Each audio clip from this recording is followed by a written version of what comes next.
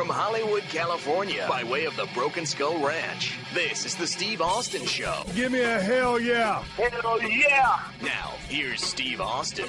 All right, everybody, welcome to the Steve Austin Show. I am coming to you from the mean streets of Los Angeles, California. I am proudly sitting here at 317 Gimmick Street. I got an American flag over here on the wall. I got a neon clock that's burning bright, red, white, and blue. It says, "Don't mess with Texas," although I am in the state of California. Hell of a podcast for you today. As I look down at my laptop computer here on my podcast table, I didn't know whether to shit or wind my watch today.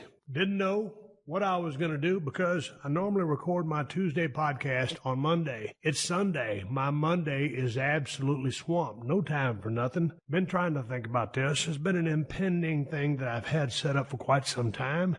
Got some work to do. What will I do? And I started scrolling through my iPhone and kept coming back to one name only. But would he, could he give me an hour of his time? So I called up the man. I called up Nature Boy Ric Flair. He was watching football with his wife, Wendy. They recently got married. I got invited to the wedding. I didn't get a chance to go down there. And I said, Rick, man, I'm in a jam. I said, I need to do a podcast. And I said, I'd love to talk to you just for about an hour. And I know you've been on the show and it's been fun, but I got a couple of things I'd like to run by you and get your take on a few things and talk about some of the things that maybe I had forgotten. And I also wanted to check in and see how he was doing from a health standpoint, as he just got finished with all the things that he went through with his battles with his health due to his activities as a professional wrestler. And he goes, Steve, for you, anytime. I said, Rick, I'll call you back in 30 minutes.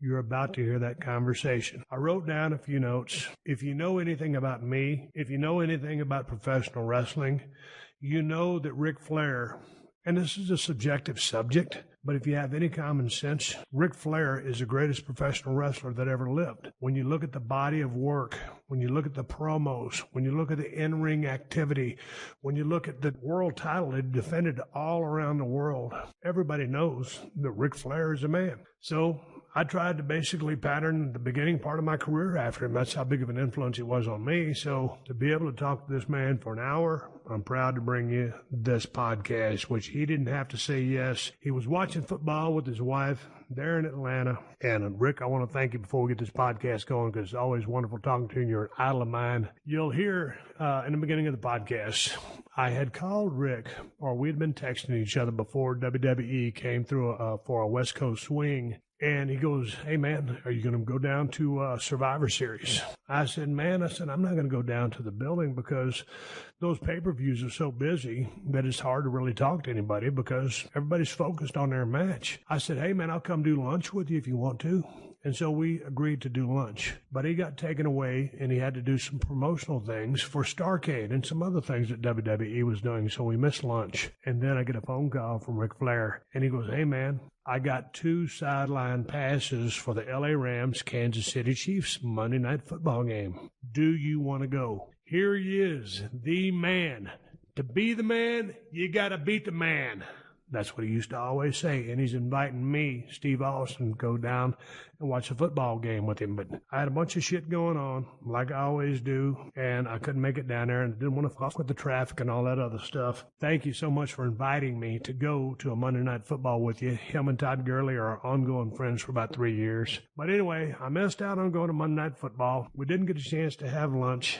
Got a chance to talk a little bit with Wendy on the podcast. She's got something she will promote. But this conversation is purely me and Rick shooting the breeze, talking about wrestling, talking about life, talking about some bad habits here and there. Maybe you pick up things that he overcame. I consider Ric Flair to be one of the toughest men I've ever met in my life. You look at all the turnbuckles he took, all the backdrops, all the slams off the top rope, all of hitting a turnbuckle, flipping over it, landing outside, all that shit, telling the stories, living the life. You've got to understand, and I do, how he was burning the candle at so many ends and what a glorious career he had. Damn near 40 years inside the ring, inside the squared circle. I'll never forget, getting a chance to meet Ric Flair, work with him, and watch him in tag matches, being on the apron while he's in there doing work. And to watch him up close, in person, live and in living color, 5 feet, 10 feet, 2 feet away, whole different level. As a young person coming up in the business, you have your heroes, you have your people that you look up to, and I've been fortunate to have so many people like Dr. Tom Pritchard, gorgeous Gary Young, superstar Bill Dundee, Bronco Lubitsch, Skandar Akbar, and so many more. Bret Hart take me under their wing and give me learnings and give me knowledge and give me 411. But when you sitting there and you're watching Ric Flair in action at that close of a distance, and you see what he's doing, you think, oh man, he ain't that good, he ain't that good, he ain't that good. Bullshit. This is when you're in your competitive stages. Yeah, he is that good. He's the greatest to have ever done it. So Ric Flair is my guess. You know what I think about him. I'm not going to blow any more smoke, but it ain't blowing smoke. That's how much I respect the guy. And I love the guy as well. So my conversation with Ric Flair is about to start. I'm going to stop flapping my gums, but I do want to give a shout out real quick to my nephew down there in College Station, Texas. We were texting during the Texas A&M LSU Tigers game, and son of a bitch, what a game. LSU came in something like ranked number 7. Hell of a defense, 9-2. I guess A&M coming at 7-4 at the number 22 spot. That game started off, and all of a sudden, A&M jumps off to a 14-7 lead. And I'm thinking, man, we got this. And I've been talking with my nephew, Neil. I said, man, Jimbo's a hell of a coach. And I'm a big Ed Orgeron fan as well. I like that LSU program. I love Louisiana, but I'm from Texas. I said, I think they can do it. 7 overtimes later, Texas A&M finally wins. Son of a bitch. I tapped out of the World Series when they went into like 13. I think I tapped out on 13 innings, whatever that one game ended up going. I was not going to tap out on this game. I was going to watch it until it finished. And which going into that third overtime, you must go for the 2-point conversion rather than the extra point after the touchdown. So there's where someone could fall. Nobody fell until finally in the 7th overtime, A&M wins it. I guess it was a high-scoring football game in SEC history, if not college football history. And I never thought anyone would ring up a score like they did. 74-72. What the fuck was it? I don't even remember. It was outrageous, but what a good game. So I want to say hello to my nephew Neil. Hello to my niece Emma, both down there in College Station. What a friggin' football game. I think that football game took 2 years off of my life. But anyway, Ric Flair is my guest on the show today. Let's stop me flapping my gums and let's turn the microphone over to the man, Ric Flair. I Skyped with him at their residence in Atlanta, Georgia. To Ric Flair, I say thank you. You're the greatest to ever do it. You're a guy who I look up to over and over and over again. And thank you for doing a podcast with me. I wish we could have done it in person. Take a listen. Here's myself and Ric Flair shooting a breeze. The holidays are upon us all in the NFL, college football, NBA, NHL, and now college basketball are all heating up. College football is bringing it with a monster battle between Alabama versus Georgia, an SEC extravaganza. And college basketball sees 2 powerhouses going head-to-head with North Carolina versus the University of Michigan. Are you looking for a place for all your online wagers? Well, look no further because our friends at betonline.ag have got you covered. Betonline.ag is an exclusive partner of Podcast One Sportsnet and our go-to for online sports betting. Don't hesitate. Head over to betonline.ag to take advantage of the best bonuses in the business. When you're there, use promo code PODCAST1, that's Podcast ONE, to receive a 50% sign-up bonus today. Go online or use your mobile phone to sign up today. And try in-game live betting where you can participate with all the action with every play. Once more, that's betonline.ag and use promo code PODCAST1 to start winning with your online sportsbook experts. And if all this talk about college sports has got you fired up, just wait, because as the regular season is coming to an end, the college football postseason is about to heat up. 4 teams will soon be selected to play in the college football playoff, airing Saturday, December 29th on ESPN. The selection show on December 2nd at noon Eastern on ESPN will unveil the 4 teams playing in back-to-back playoff semifinal games. The following teams all have a shot of making the college football playoff: Alabama, Clemson, Notre Dame. This season will be Notre Dame's first college football playoff appearance. Michigan, this will be, Michigan. They got stomped. This will be Michigan's first college football playoff appearance as well. Georgia, University of Oklahoma, LSU, they're in the running now, but they just lost to Texas A&M. What a weekend of college football it was. Washington State, they just got beat by Washington. A rivalry weekend. Holy smokes. Also, University of Central Florida and Ohio State. Central Florida wins again, but lost their quarterback, Ohio State, in a dominant win over Michigan. It goes without saying that it's make or break time in college football, and that's the bottom line. Check out the College Football Playoff Selection Show on December 2nd at noon Eastern, and don't miss the College Football Playoff itself, airing Saturday, December 29th, only on ESPN.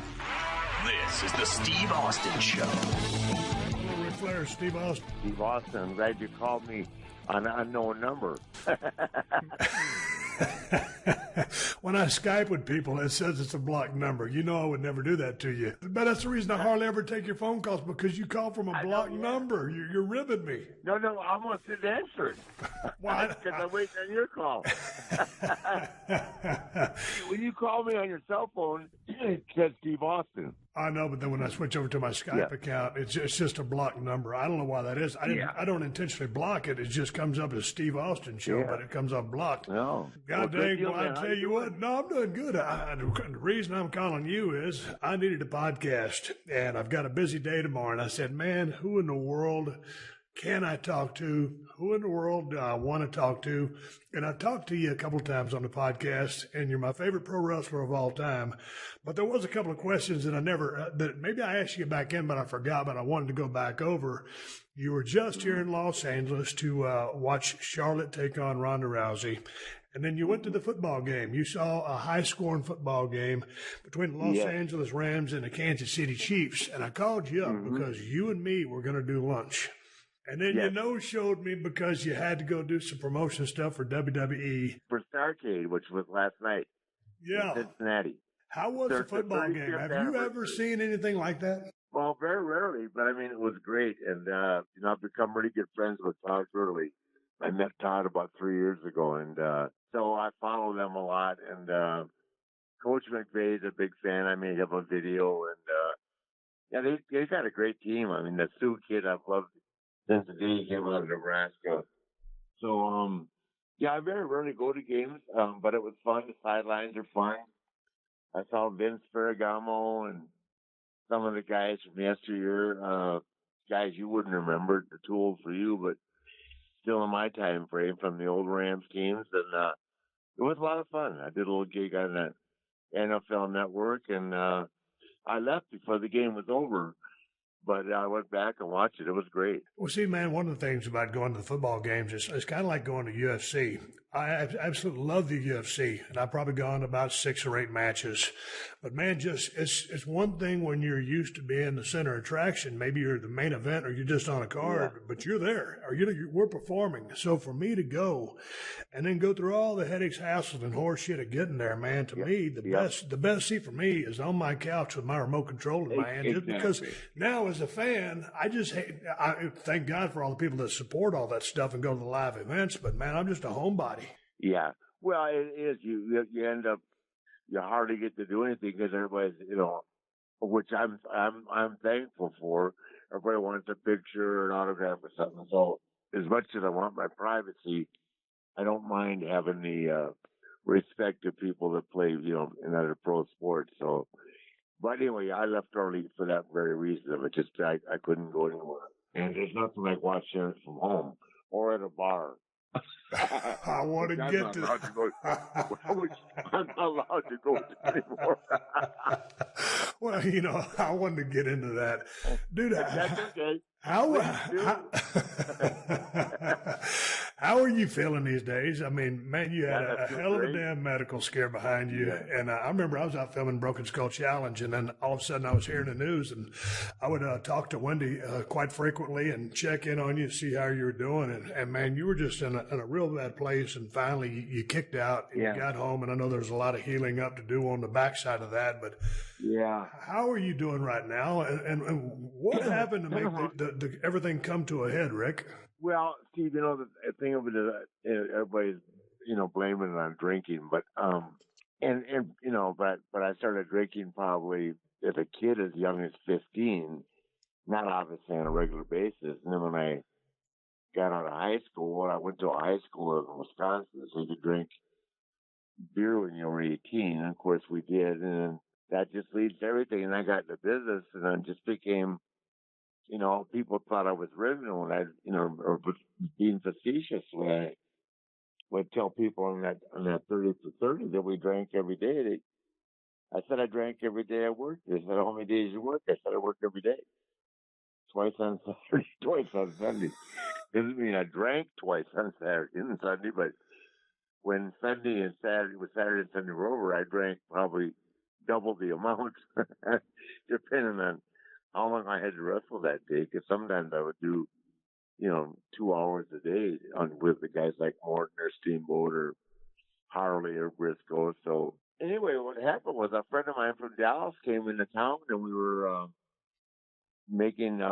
We was putting together deals to sell autographed or personalized alligator cowboy boots. He owns a boot company in Texas, and so I made the deal with him. And he came on Thursday. We got done with the boot guy, and he and I and the boot guy went out Thursday, and then I got home. I went home about 10 o'clock. We started about 11 in the morning. He went to Buckhead, and then the next day he came by, and we went back out about 11 in the morning again. And he went to the airport at 5, and I just doubled over. Literally where I was standing, I felt great. When he took me to the hospital, and I don't remember anything, Steve, for 2 months. I was in a coma for 12 days, ICU for 31 days. I had kidney failure, respiratory heart failure. I was septic, and I had pneumonia all at one time. So I guess I was in so much pain, they induced a coma, that when he said I was just screaming, I couldn't even be enough pain medicine. And then it took him 12 hours to get me ready for surgery. And then 12 days in a coma, and then the 31 days intensive care, and then I had to go over to a rehab facility to learn how to walk and just start from scratch. And I never had any memory of anything until the 1st of November. Do you remember it looking back now? No, I don't remember any of it. I mean, obviously I've been told, and it's been filled in for me, but I don't remember one person coming to see me. From Michael Hayes to Ricky Steamboat to Hogan. People came from all over to see me. I don't remember any of it. Even when I was out of the coma in ICU, I was just barely there. They did like over 20 CAT scans on me, trying to figure out if I had any type of permanent, brain damage in terms of memory loss and that. But about September, October. So I got out of that place the 28th, and then I was home here with full-time nursing care, still on an antibiotic that was intravenous. So I would just sit and ask Wendy questions, and then she would, they wouldn't give me my cell phone because every time I said something with somebody, it was just crazy. Right.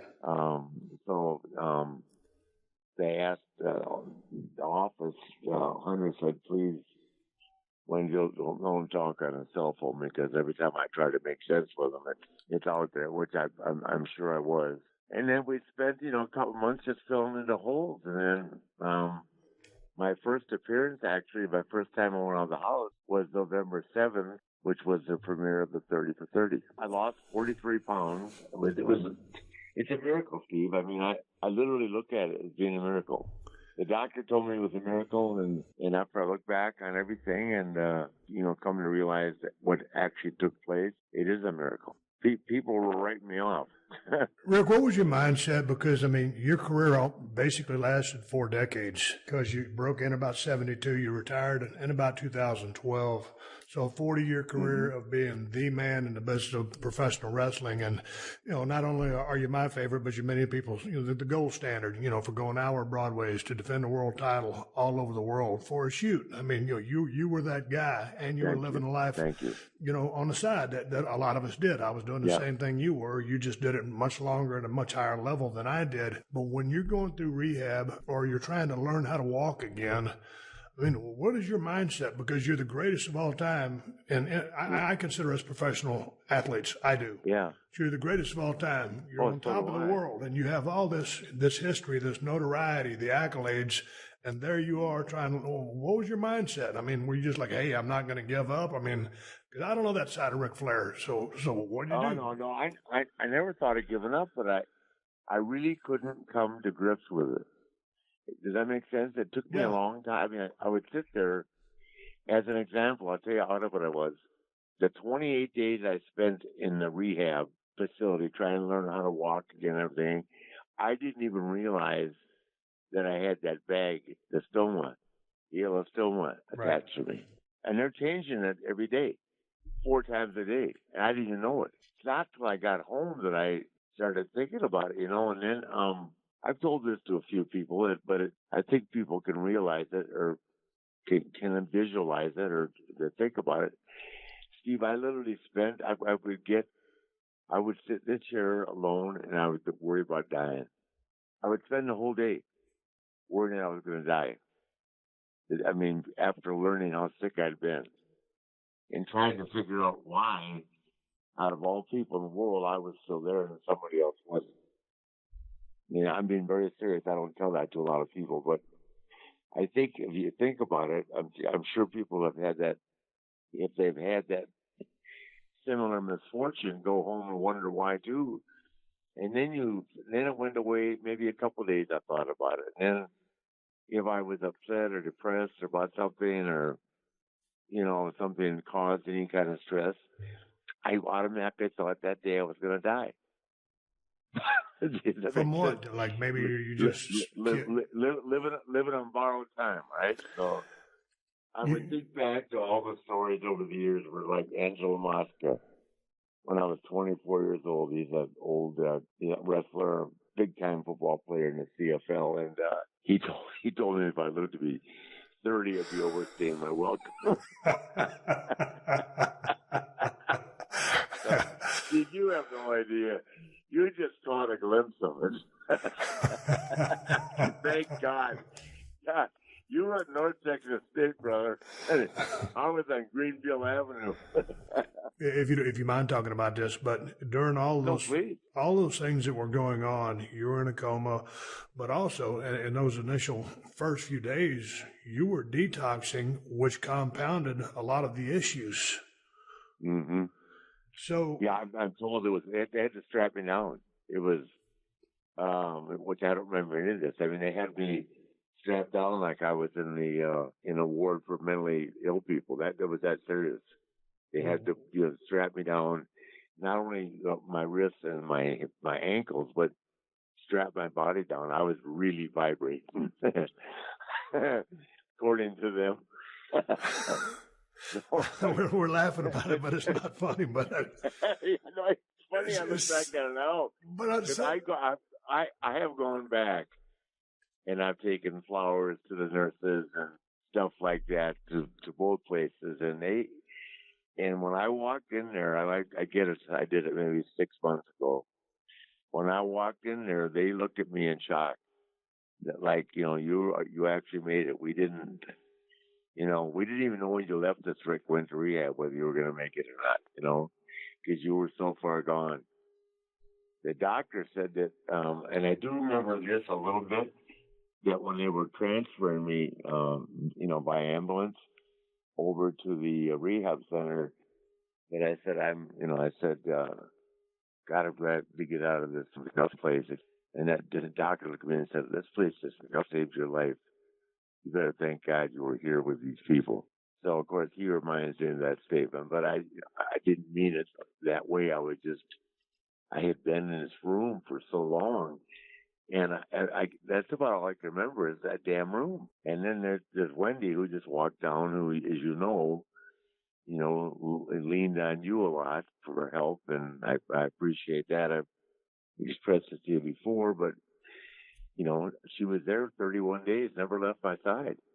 She legitimately had what's called ICU psychosis, where she, she's starting to hallucinate a little bit too. So I mean, asking me the question, I'm great now. I feel like $1 million, but boy, it was a long time, and I'm just thankful.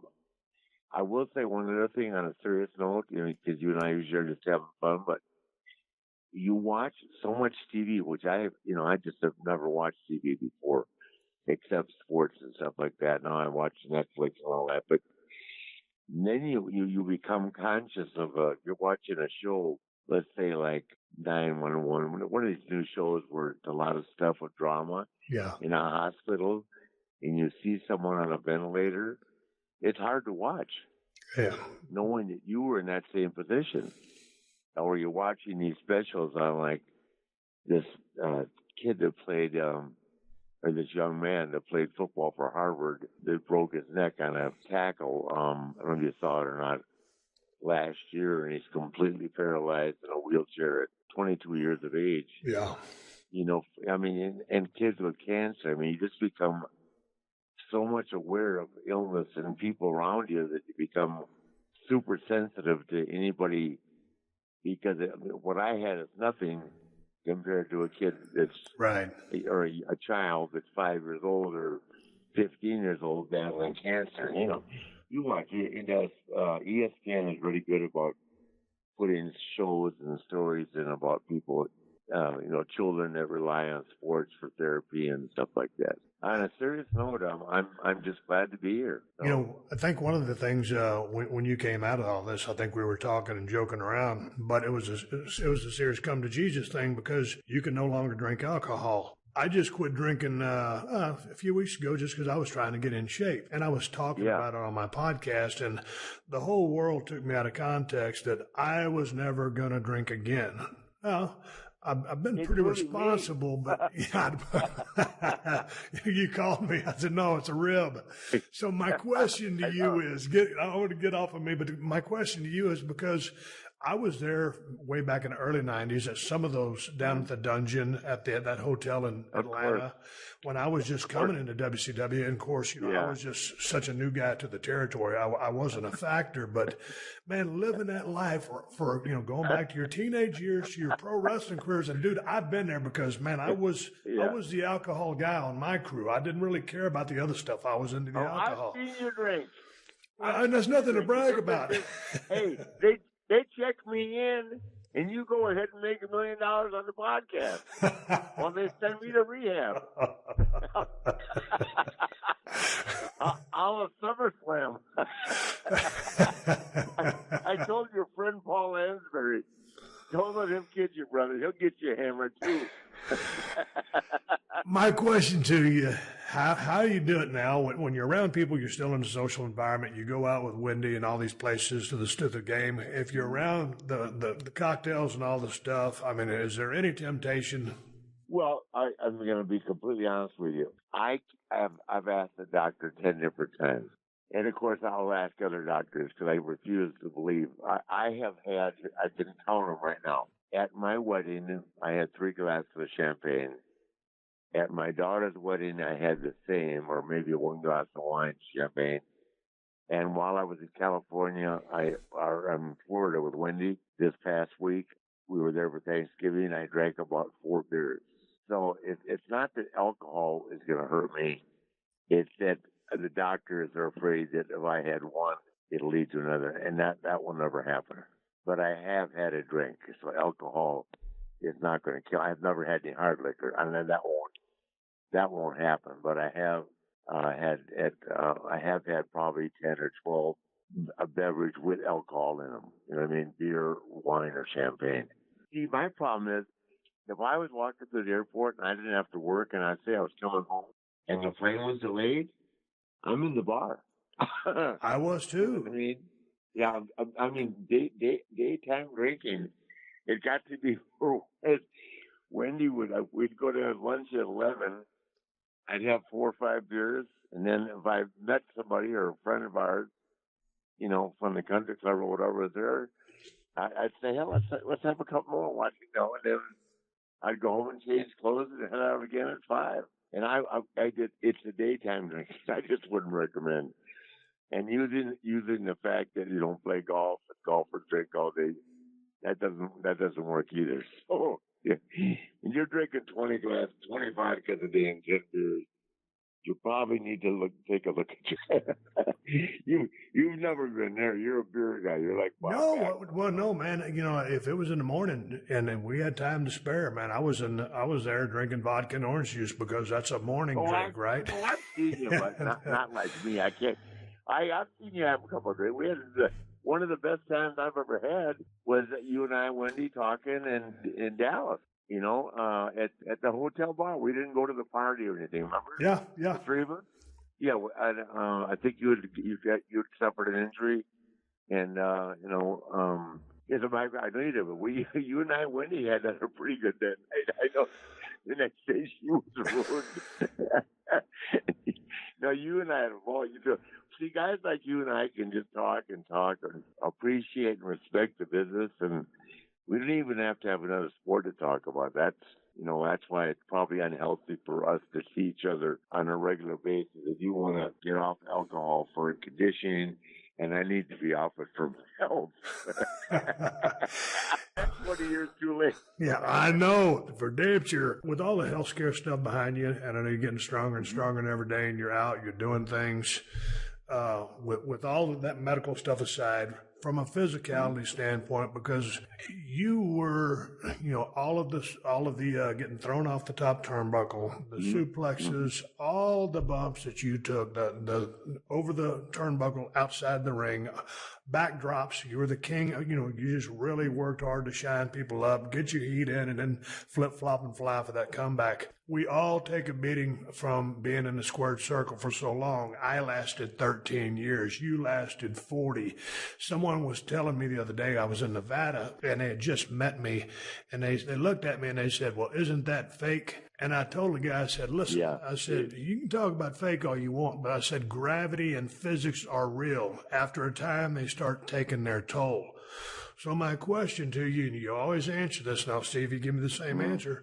From that standpoint, how beat up are you, and how do you feel? I'm not at all. Isn't it? That I can tell you, and people are in shock about it, but I don't feel anything from wrestling. I feel great. The only thing I feel right now is I still am relatively weak in terms of, this will be the first week I've gotten to spend a whole week in the gym without traveling. I just need to get stronger. But as far as my back, knees, elbows, shoulders, the rotator cuffs, of course, are stiff, but they don't hurt at all. My back, where I was told I'd have arthritis when I got in my 40s, I have no discomfort. So I'm not going to wood. I certainly hate to brag about this, but I don't have any issues in terms of that at all, Steve. I've been it's amazing. And people keep saying, you've got to hurt. I say, guys, I feel great. Even even the knee, because you used to love dropping the knee. Okay, one knee's going across the forehead, the throat, or the ear, but the other one is the impact knee. Yeah. That knee's not gimmicked up? Not at all. No. As a matter of fact, when the one thing I could do without, I had a hard time doing any type of rehab when I had the stone with the bag on my side. It was attached to my intestine because it was sat right at my waistline. It was hard, but as soon as I got that off, I got back where I was doing 500 free squats. I just need a goal. Does that make sense? So, but I finally got the weight back on, and then I found myself putting weight back on more than I wanted. So I got to be careful with that, but I'll be working out. I can do anything, bench press. I had to be careful after surgery, the second surgery for hernia issues, but I literally really just took it easy, didn't do anything. And now I'm full speed ahead. The guy cleared me to do anything. He actually cleared me to get knocked down in the ring. I didn't know whether they were going to use me, in some capacity. And, the clearances you have to have with them now. Right. The health policy, which is so Jesus adamant. Christ, thank God the health policy has come light years since we were in the business from the days of letting Harley Race crack your neck. Holy shit. Yeah, no kidding. It's funny. You remember that. I tell these kids, I was telling the kids last night, you have no idea what it was like hanging around Harley Race with a chiropractor and he beat you up if he didn't let you do it. Yeah, I know. No, knock on wood. I never let Harley crack my neck, Joel. I'll tell you that. But I feel great. I mean, I cracked C5 in my neck in '89, and that doesn't bother me. That's a little like, I don't think I can turn it around as far. My rotator cuffs, no pain. I can't raise them, like I used to or anything, but I feel great. And this other thing is just part of it's the fact that I didn't want to work out too hard because I didn't want to have another hernia issue. But otherwise, by the end of this week, I expect to be in a whole different position with a week of not traveling and working out. Traveling is difficult. You know how it is. It's hard to get off a plane and go to the gym. Do you enjoy traveling anymore? Because, like, when I was on the road, I always enjoyed traveling because we lived on the road. That was our lifestyle and everything that went with it. And that was the drinking and everything else. Mm-hmm. So these days, do you enjoy the travel process? Because it ain't like the old days. No, I do if I'm with Wendy. Right. You talking about with the WWE? Yeah, just anything. No, I love going to see Ashley, of course. That's but they're long days. I mean, as you know, because you were at the beginning of that process, the 12-hour days if you're in the main event. No, my deal, if I go to do a speaking engagement, something, if I can take Wendy, I'm fine. It's fun to be with her, travel different cities. I'm going to work a deal with the military where I'm going to actually do probably 10 military bases overseas next year in 19.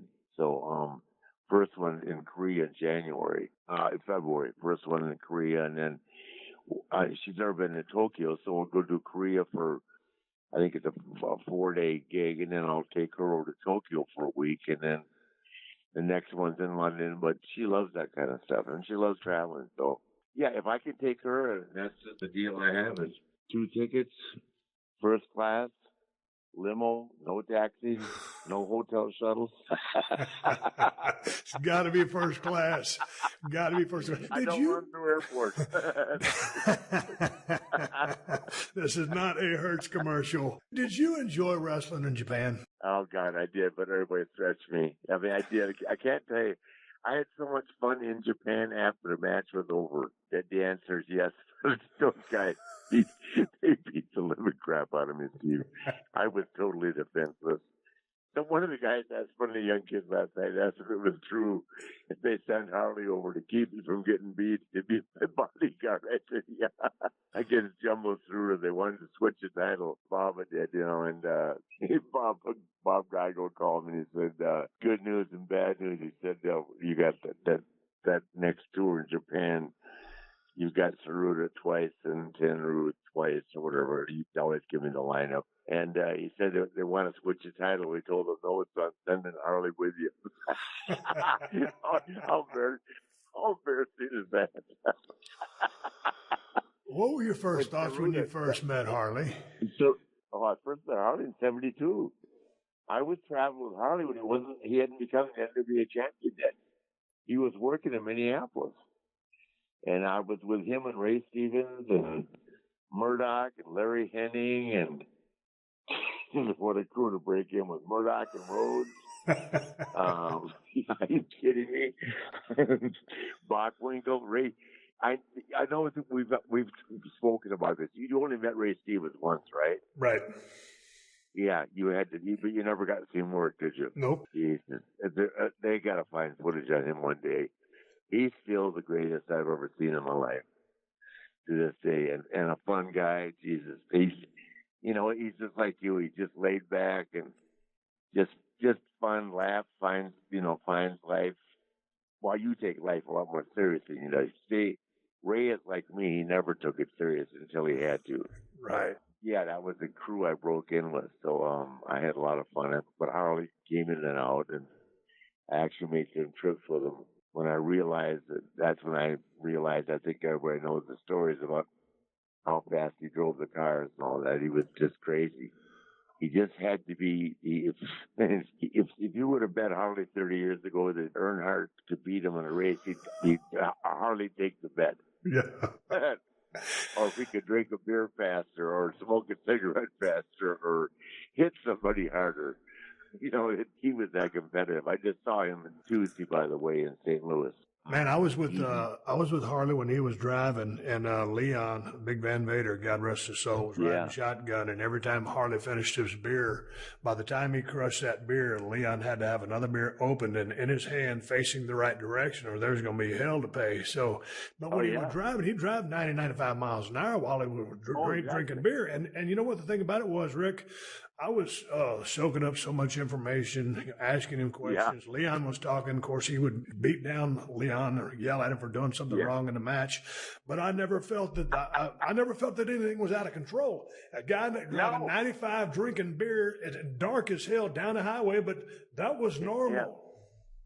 For him, and he thing about it, Steve, he would do it in a snowstorm too. He didn't slow down.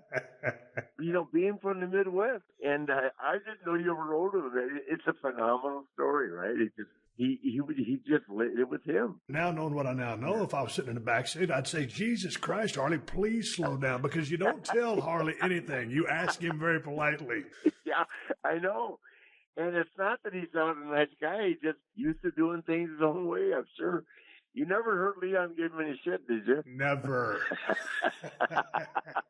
Alexa isn't the only one with breaking news. Make sure to hang around at the end of this podcast for the latest breaking headlines on the AP News Minute. Podcast One Sports is your home for the Underdog Sports Network. Join Chris Horwoodell and friends each week as they cover the biggest stories in sports with shows like Tales from the Association, the Underdog Sports NFL Show, and You're Wrong and Here's Why. You can't rely on draft picks a lot of times with quarterbacks. There's 4 to 5 quarterbacks drafted in the first round that are complete busts. Check out all these exciting shows on the Underdog Sports Network every week on Podcast One or wherever you get your favorite podcasts. This is the Steve Austin Show.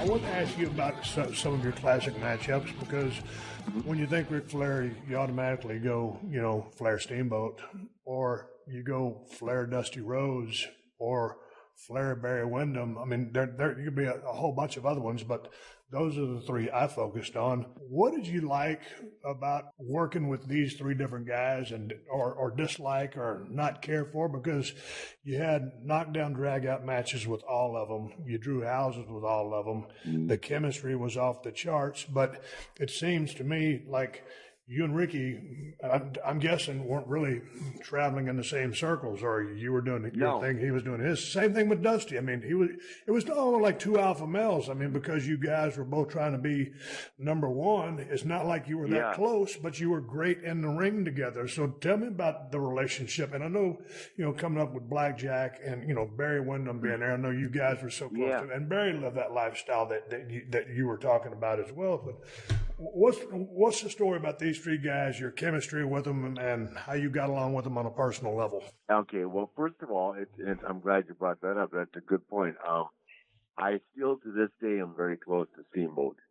We never did anything socially, but our friendship in the business, even though we didn't socialize a lot of it was because of the way that we all conducted ourselves back in the day, because of the kayfabe word, right? But we were different guys. He didn't run around and party. He drank beer and had a good time, but he was a much quieter guy. But in terms of in-ring performance, I mean, I'll go back to with the Des Moines, Iowa Clash of Champions. You and him, we couldn't get you to stop the match. So you know how good he was. It was great. Do you remember the match? Yeah, barely. You and him in the Clash of Champions? Yeah. And Hogan and I had to go up and follow it. Thanks. So, no, but I'm saying he was such a great worker. It was like a night off for me. I don't care if it was 30 minutes or an hour or 90 minutes, which we've done, a lot of all three. But that was a great chemistry. I didn't look at it like going to work. And he and I are, to this day right now, very close. and talk. Once a month I see him at signings, and we do signings together sometimes. So I'm glad he's getting the due recognition because he is the greatest baby of all time. I agree. In my opinion. I agree. And then Dusty, actually Dusty and I did socialize a lot, but we did it behind closed doors. And we got a lot of competition with he and I, but the thing that people don't realize is that and Dusty, I think, gets more of it now, but there would be no Starrcade. There would be no Great American Bash. There would be no, the theme of the Clash of Champions. All these were names and themes that he came up with. Yeah, the only problem Dusty and I had were egos, and it wasn't about who wanted to be better. It's like, I'll give you an example, and he and I would have it out about this. We would have the bunkhouse stampede, which is creation, right? So I'd be in a title match, say with Barry or Steamboat or somebody right before that, do the, 30, 40, maybe even an hour, right? Win the match or do the hour, win the champion, and go out, and he'd want to beat me in the bunkhouse stampede. Does that make sense? Right. Yeah. And I just said to Crockett, I said, I know this, it certainly doesn't make the card any bigger because I've already made my appearance. This is strictly an ego deal, Right. But I got it. I know where it came from. It's like the what do you call himself? Not Midnight Cowboy, but the Midnight Rider. Came up with Midnight Rider. Midnight Rider. Yeah. Yeah, the Midnight Rider is the world champion too.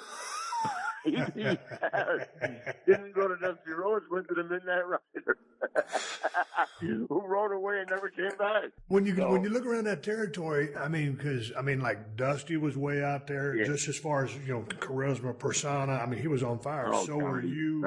Yeah. How close did that? How much did that affect you guys as far as competition? Because when I got hot, and then Rock came up and working with me, Rock got over, and then of course he went on to become The Rock. But it's like, no animosity. It was just two hot babies in the same territory, and we both did our own thing. But man, going back to when you guys were on fire, that was kind of like, to me, it was that magical era when I could almost still completely suspend disbelief and like buy into the shit. Yeah. Did you ever look at each other and go, "Hey, knock it off, man"?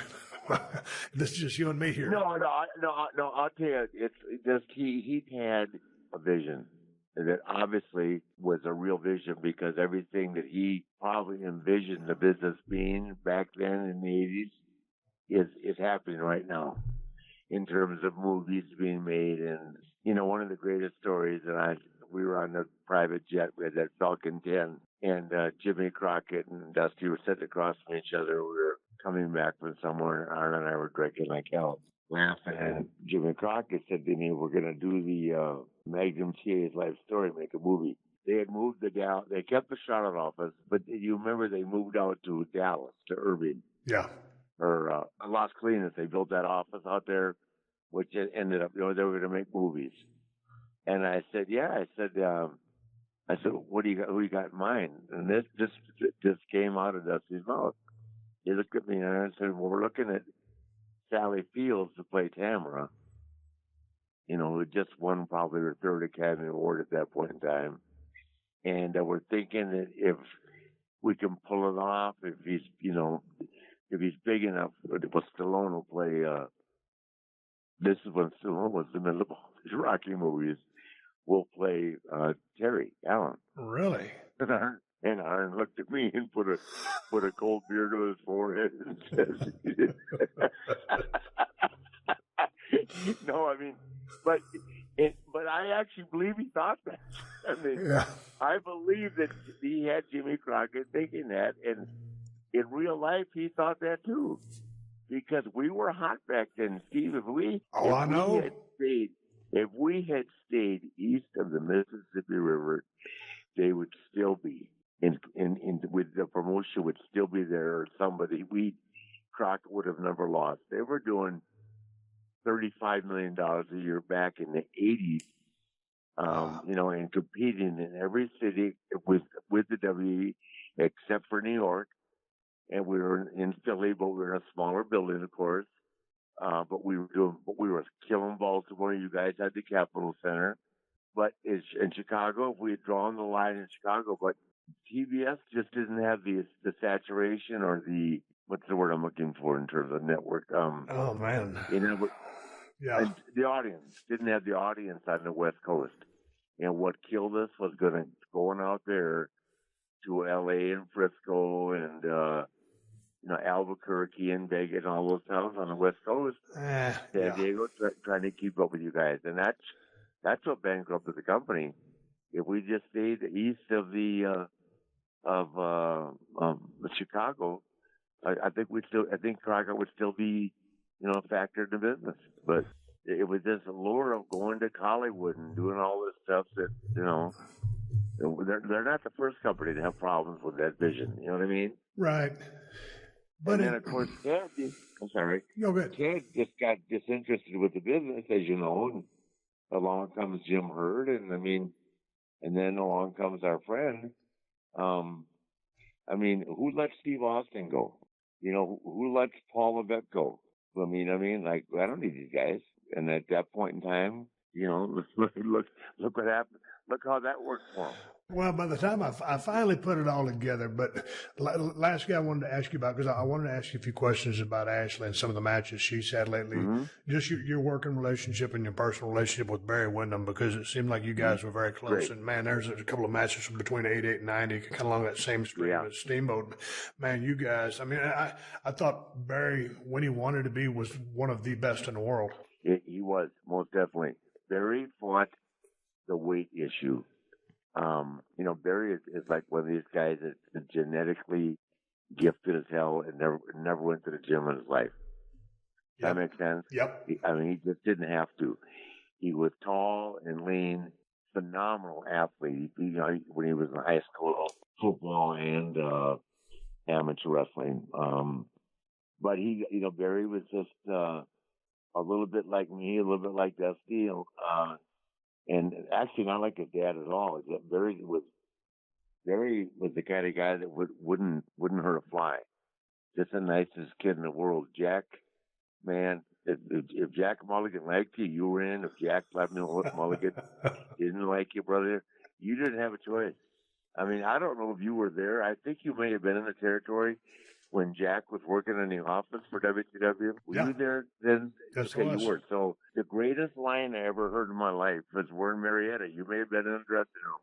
And Luger was there, and Jack Mulligan was his first or second day as a road agent, and he had a coat and tie on, which he was very uncomfortable in, smoking at Salem, and knowing that he had beat up 8,000 people, and I've seen 7,000 of them. He looked at Luger and he said to Lex Luger, he said, "Hey, they want you to go 20 tonight with Dutch Mantell and then get over." And Luger looked at Jack Mulligan. I swear to God, I just told this story the other day. Lex talked about himself in the third person. He looked at Jack Mulligan and said, "Why would a Lex Luger even wrestle Dutch Mantell?" And Mulligan, I was elbowing on it, but no, watch this. And just the opposite. Jack got up, put the cigarette out, and instead of whacking him like I thought he was going to, he turned around and walked out and never came back. Really? I guess he knew. Yep, he didn't say anything. Just because Jack was. You'd be nervous around him if you saw him sweating. You never knew he was. When he sucker punched Harley Race in Greensboro one night and knocked Harley between the beds, I wanted to run and hide. I didn't want to be part of it. I didn't really want to see what was going to happen. And then it took Wahoo and God only knows 5 guys to break it up. And then we all came up together in my van. I had one of those tricked out Chevy vans when they were popular. And it was me, Wahoo, Harley, and Mulligan riding back. And don't think that was the longest 100 miles of my life.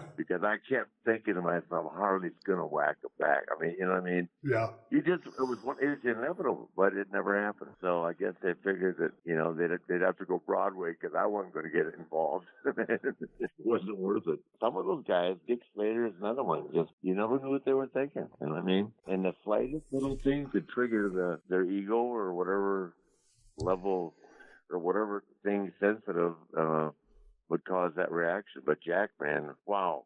Ask what's that slinger? What's his name? The karate guy. Jesus Christ, I can't remember. That was back in the Wild Wild West days, and it was almost kind of still like that when I got in. And these days, I don't mean to say these days disparagingly, but I mean with all the corporate money, with all the huge sponsors, and how connected they are with all this other stuff, it's very toned down from a personal behavior standpoint. Let's put it that way. Yes. Oh, of course. Yes. It's like if today you took Harley, and I'm a good friend and I'm a big fan of Brock, but if you took them in a room and they said to Brock, they want Harley to catch one on you, and Brock said, I ain't doing it, and Harley would just look at Brock and said, we'll figure it out there, kid. He would, that. Yeah. He wouldn't have thought twice about it. It wouldn't be like, am I going to get hurt? He wouldn't be worried about the getting German suplex. Well, you've been around. You can appreciate that comment. I'm using Brock. It could be anybody. I've seen a lot of guys that thought that they could talk to Harley Race or do something. But when you do that with Harley Race, you got to plan on losing them. You might win, but you're going to lose a finger, an eye, a ear, something. It's going to come along with that win.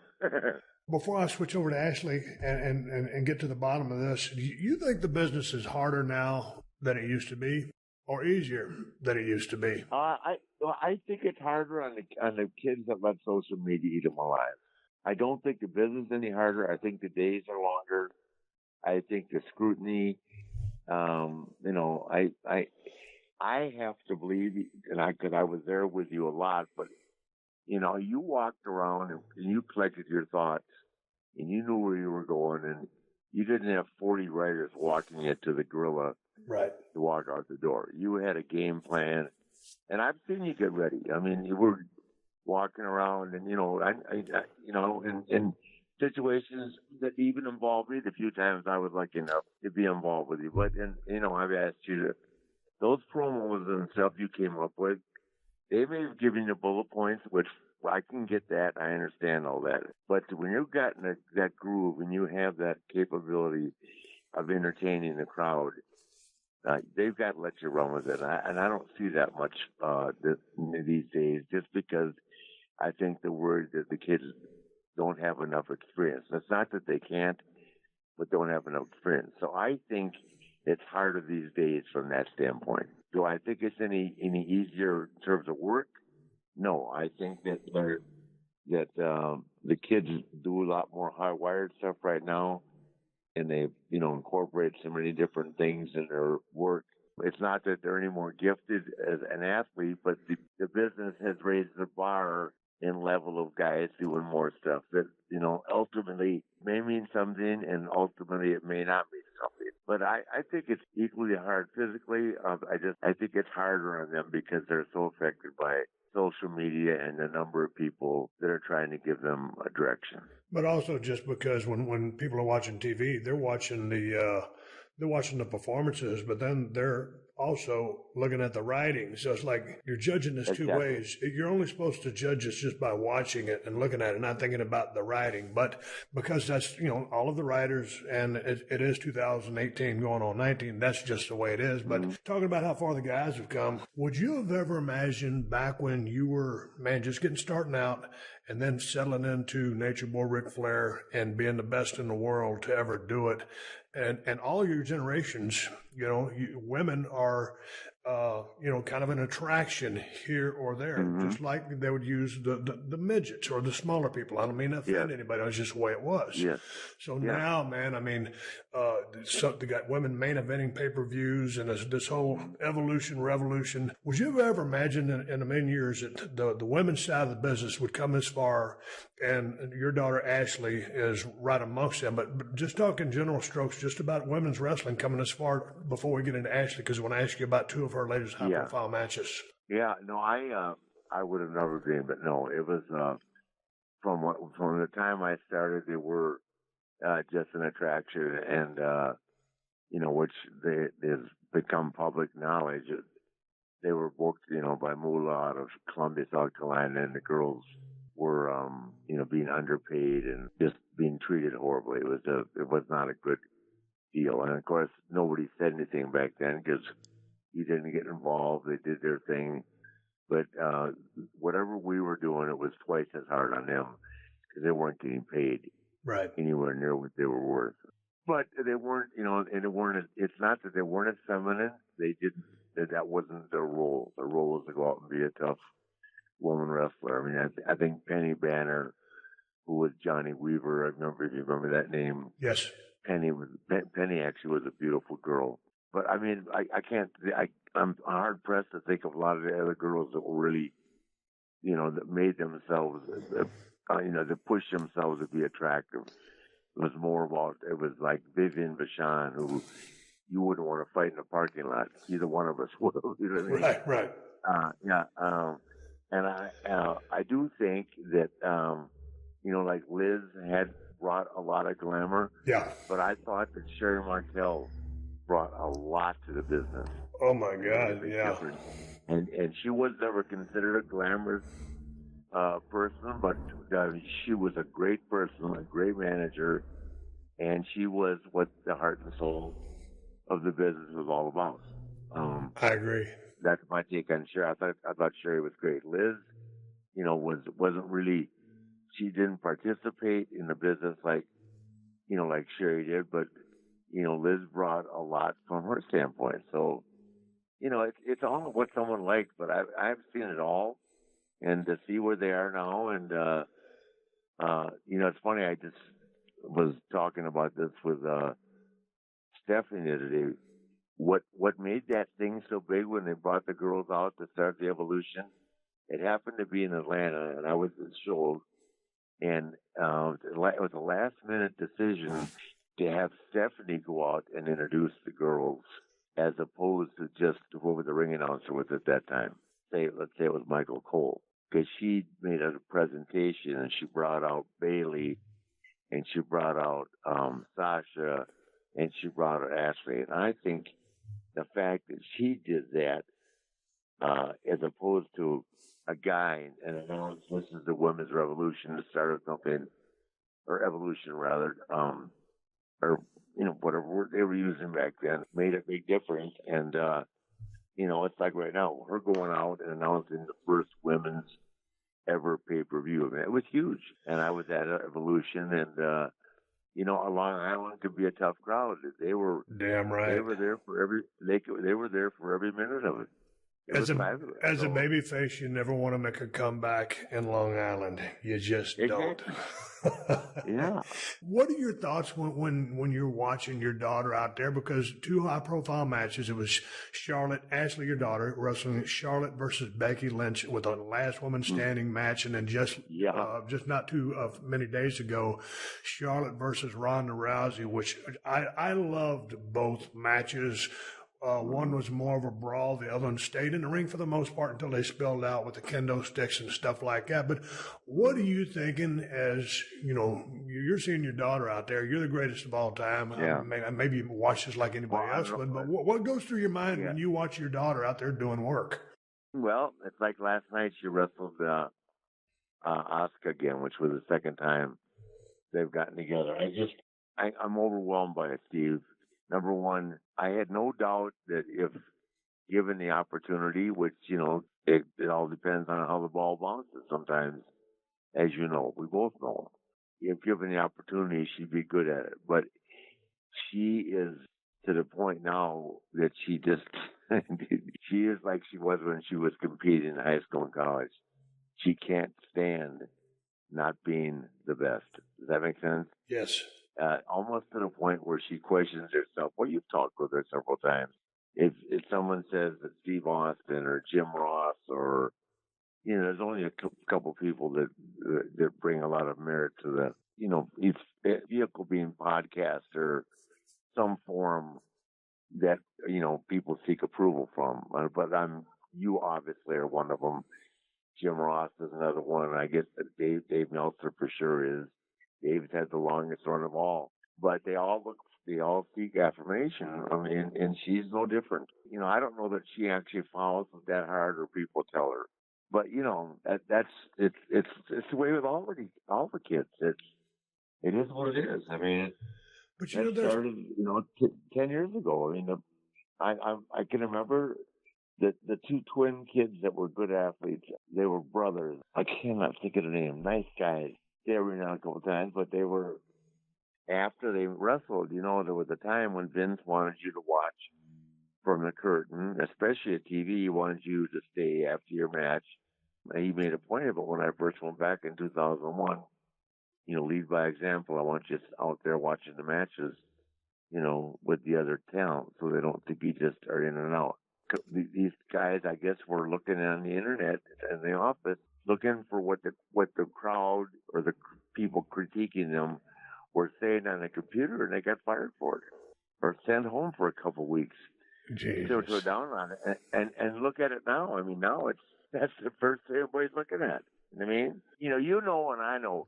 If you walk through the gorilla, and he looks at you, and it's a thumbs up or a thumbs down, or it's a come here, or it's standing and clapping if he's really happy. And the chain of command. Right. And, and me, if he was smiling, that's all I cared about. When I was younger, I didn't care about anything. But, when I got there, I was trained to understand that you were there to make him happy. He screamed at me one time coming through the curtain. Hey, heel, don't draw. Get over it. And just out of nowhere. I don't even know what I said.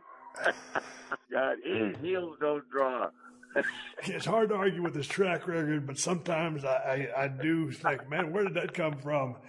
When you look at Ashley, it's like when I look at Ashley, it's like she's always going to be your daughter, and it's like some people when they're second generation or third generation, it's like it's hard to get out of their father's shadow. I feel like, first of all, she's always going to be a Flair, but how do you feel about it? Because I think she is out of your shadow. I think her merit. I think she stands out on her own. No, but wouldn't you agree? She's not in your shadow. She's doing her own thing. Steve, I totally agree. I think she is starting to understand. She is making her own name. Yes. Everything, she went through so much. That's why I wish for anybody that asks me that question or what I think about if you have recognition, your son or daughter going into this business, it's terrible for them. They made life miserable for her. And she wasn't ready for that. She was ready to be just who she is, right? But assuming special this, special that. But she has, she built her own brand, Steve. And I'm not saying it because I am proud of her, but I'm saying it because number one, she's that good. Number two, she's made herself unique. I wish I could tell you I was an athlete at any time in my life that she is. I wasn't. And very few people are. She's got a gift. And she's found her niche, and she's, the thing that she does is she works. I mean, right now she's driving somewhere to a town, and she's thinking about her match tonight. And I wish sometimes she would take it easy and relax. But, when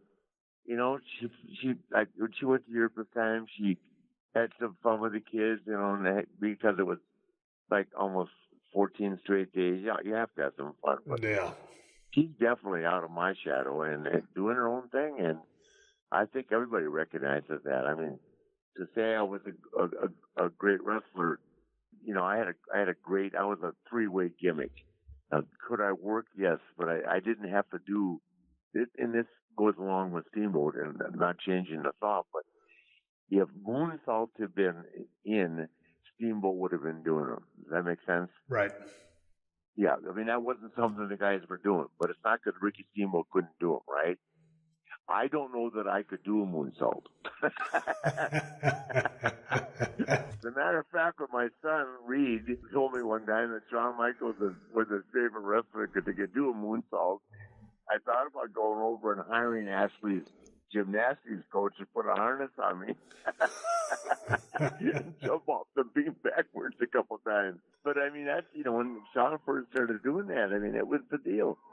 But now the thing that, you'll go to a show and they'll have 3 people doing moonsaults in the same show. To me, it just takes away from it. But that's the business, and who am I to say anything? Man, I just think she's kicking ass right now. Out of those 2 matches with her and Becky Lynch, that last woman standing match versus the match with her and Ronda, was there one that you preferred over the other? I love both of them. And one of the things that I like most about these, Rick, was the intensity and the physicality. And then when Ashley has that fire, when she gets that mean streak going, that's when I come alive. I love her. I don't know whether she's heel or baby. I don't care. Preferably heel, but just when she's in her elements and being who she is as a competitive athlete, money. I like that. So was there a match that you preferred out of the 2, or did you just love both of them? Oh, I loved them both for different reasons. What I really loved the one with Ronda, because from the start, and I used to say this about Roman, Roman Reigns might not be able to beat Brock Lesnar, but he's not afraid of. Right. And I think, which is important. If you're going in the ring with a guy you're relatively afraid of, you know what I mean? Yes. Or, don't trust, which wouldn't be Brock, because Brock is. Well, he's a sweetheart when it comes down to it. He's a professional. Yeah. But could he rip your head off? Yes. Yeah, but he's safe, too. I mean, like Kurt. Absolutely. We're German. We've all taken them from people who don't want to do it. With Brock, he's laying it on flat. Kurt, same thing. But I actually think that from the start of the match, people thought, could feel like Ashley wasn't afraid of Ronda. Awesome talking to you. I appreciate you talking to me on the podcast because, man, this is short notice. No, anytime, man. I know, but I wanted to check in with you anyway. And I wanted to come down to the downtown L.A. and have lunch with you, but you had to do that promotion stuff, and then I didn't feel like getting in the traffic to go to the football game. But is there anything that you can tell the people as far as where they can find you on social media, or if you have any upcoming appearances? Wendy, what's the name of your new company? WondrousWendy.com. Here, I'll let her plug it on your podcast with you. Hi. Hey, Wendy, how are you? Hey, just fine. Yes, I've launched with the help of Rick, WondrousWendy.com, and it's all lifestyle products, so it's going to be awesome. Perfect for the holidays. We're going to spend money for his wife. And I especially want you to be shopping on there. I want to see your name on there. No, for him too.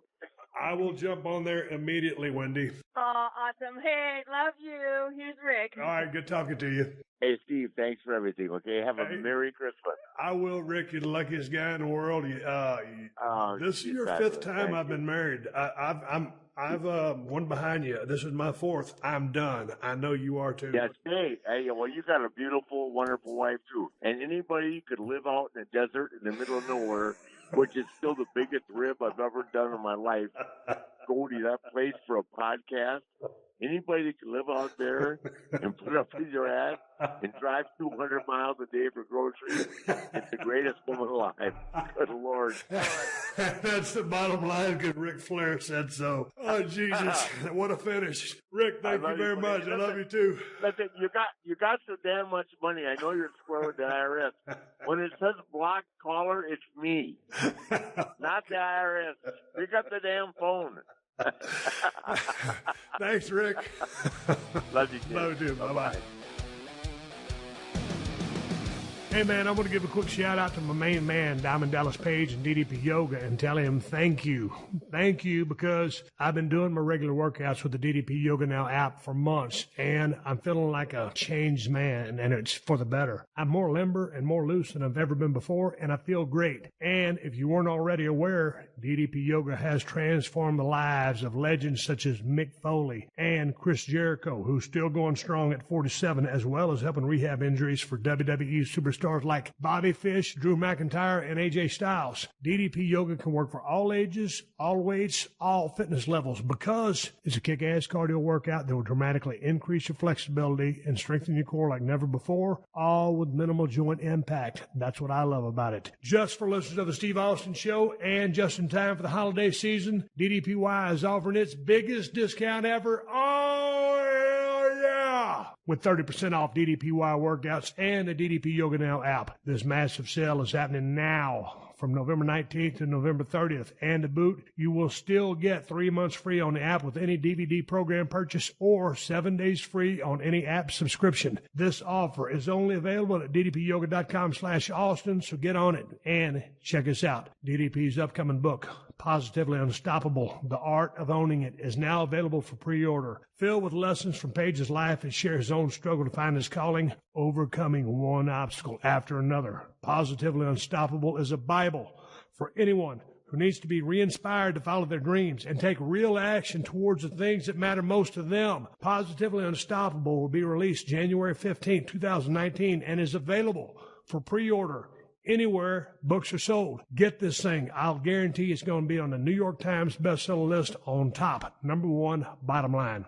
Most of us are brushing our teeth wrong. You might not want to believe it, but it's true. Not for long enough, or just forgetting to change the brush on time. Well, get your act together, because Quip is changing the game with their electric toothbrushes designed to make brushing your teeth more simple, affordable, and hell, even enjoyable. So, what makes Quip so different? Quip features a built-in timer to help you clean for the dentist-recommended 2 minutes with guiding pulses that remind you when to switch sides. And Quip automatically delivers brush heads on a dentist-recommended schedule every 3 months for just $5. I've been using the Quip toothbrush, and it's an interesting gimmick. The brush starts buzzing when you brush, and then it stops to tell you when to switch sides. You don't realize how long you should really be brushing on each side until you see this thing. Now, thanks to Quip, I'm brushing better, and that's the bottom line, and my teeth are whiter rather than yellow. And the special adhesive holder easily sticks to my mirror.